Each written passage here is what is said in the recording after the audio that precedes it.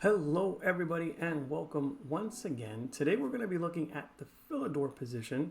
Last time around we were taking a look at the Lucena, which is basically how to convert a winning rook and pawn endgame versus rook.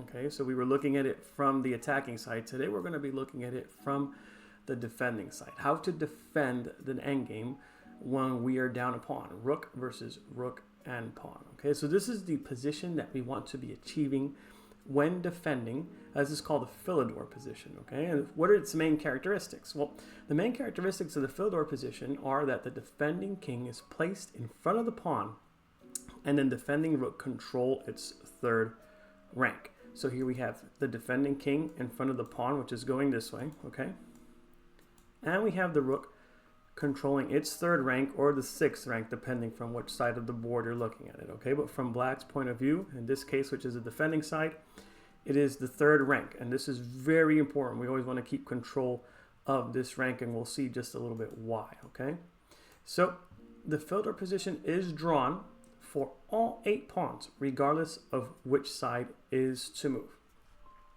All right, so in this position, white has just played rook to b7. Rook to b7. It's kind of like the best position that white can achieve currently. So the king is cut off, and basically white just makes a waiting move, hoping for a mistake from the defending side. And here the black pieces play very important. Rook to c6. So we're always going to want to maintain control of the 6th rank, and we'll see in just a minute why. So the problem here for white is that they cannot cross with the king to try and convert the position because they're currently being cut off by the rook on the 3rd rank. So in this position, white attempts e6, threatening to go king f6 with the winning position.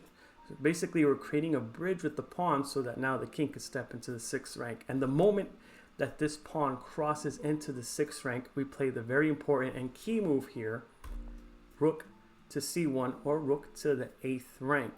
The idea is that once the pawn is on the 6th rank, you can't hide from all the checks that black is going to be giving from behind. Okay, so this is a key move. Now that the pawn has advanced, black must leave his 3rd rank and activate the rook for this reason. Okay, so in this position, if white's idea is that if black were to abandon the 6th rank and go to the 8th, they're going to try to hide from the checks in front of the pawn. Okay, they're going to create a bridge.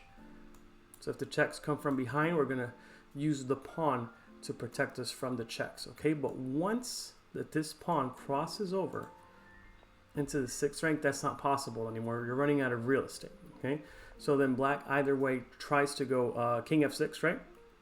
Not many attempts left here. So we have rook to f1 check.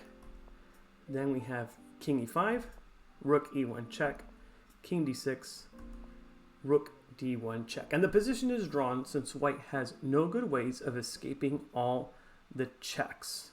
The key takeaways here are that the defending side must keep the rook on the 3rd rank until the enemy pawn advances to this rank, like we saw in this example. Okay, and then at this point the rook must move to the 8th rank and start checking from behind. Now the reason that this is a draw is, let's say for instance, if rook d1 check, white attempts king to c5, right? In that case, I could just go back and attack the pawn.